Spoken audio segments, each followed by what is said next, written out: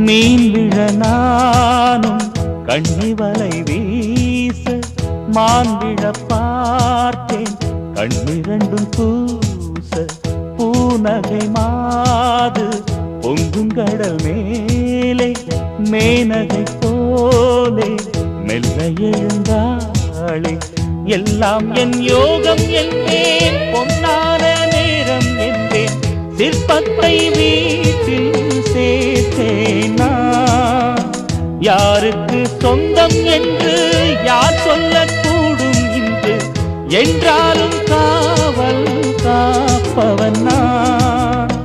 கண்ணீரில்லாமல் கரை சேர்ப்பேன் நானும் என்னோடு தங்கும் போது துன்பம் ஏதம்மா கத்துங்கடல் உள்ளே ஒரு முத்தெடுத்து வந்தேன் முத்தும் ஒரு